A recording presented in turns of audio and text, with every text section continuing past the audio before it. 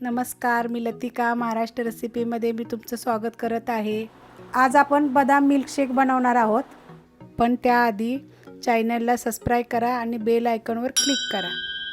त्यासाठी लागणारे साहित्य 50 ग्रॅम बदाम घेतलेले, 2 तास भिजत घातलेले, साल काढून घेतलेले, 50 ग्रॅम साखर आहे, कस्टर्ड पावडर घेतलेले 2 चमचा, दूध गरम करून थंड करून घेतलेलं आहे, केसर घेतलेलं आहे थोडंसं, आणि हे जायफळ वेलची पूड 1 चमचा घेतलेले छोटा, काजू थोडे कापून घेतलेले तसे पातळ, बदाम थोडे कापून घेतलेले, पिस्ता कापून घेतलेला आहे, आणि मी 1 लिटर म्हशीचं दूध मी गरम करत ठेवलेलं आहे। बघा गरम झालेलं आहे। आपण पहिलं काय करूया, मिक्सरचं भांडं घेऊया, त्याच्यामध्ये बघा हे बदाम आपण बारीक करून घ्यायचे आहेत, पाणी वगैरे टाकायचे नाहीत, असंच बारीक करायचं आहे। मिक्सरला बघा मी बारीक करून घेतलेलं आहे, असं एकदम बारीक केलेलं आहे। आता आपण दुधामध्ये बाकीचं साहित्य टाकून घेऊया। दूध बघा चांगलं उकळलेलं आहे, हे म्हशीचं दूध आहे। मी उकळेल तसं असं हलवत आलेले, कारण की स्टीलचं भांडं खाली लागतं, त्यामुळे मी असं सारखं हलवत आलं। त्यात आपण बाकीचं साहित्य टाकून घेऊया। ह्याच्यामध्ये हे बदाम, काजू आणि पिस्ता, वेलची जायफळ पूड, थोडंसं केसर मिक्स करूया, आणि तुम्ही तुमच्या गोडीप्रमाणे साखर टाका। 50 ग्रॅम साखर आहे। हलवून घ्यायचं चांगलं।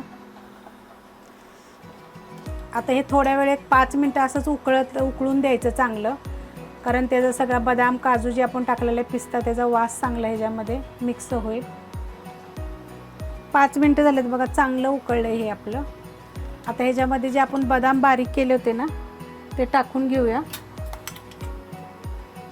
एकदम बघा अशी पावडर केलेली आहे, थोडी अशी दरदरी आहे एकदम, हे बघा अशी।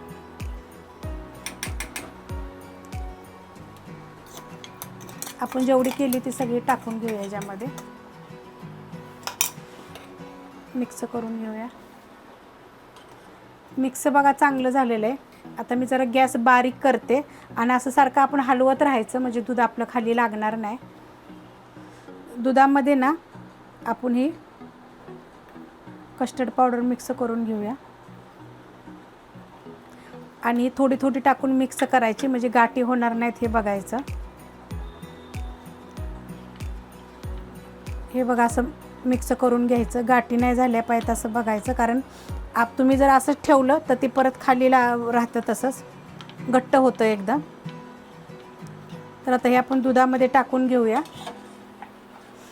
दूध बघा मी नुसतं असं हलवत आलेली आहे, 2 वेळा उकळी फुटली, हे बघा असं एवढं घट्ट झालं आहे। आता एका हाताने आपण हे हलवायचं, आणि दुसऱ्या हाताने आपण हे पावडर पूर्ण ओतून घ्यायचे दुधामध्ये कालवून, आणि थंड दुधात कालवायची, गरम दुधात कालवायची नाही आहे। आता हे 5 ते 10 मिनटं आपण ना एकसारखं असं हलवत राहायचं, म्हणजे आपण हे दूध किती घट्ट होत आले।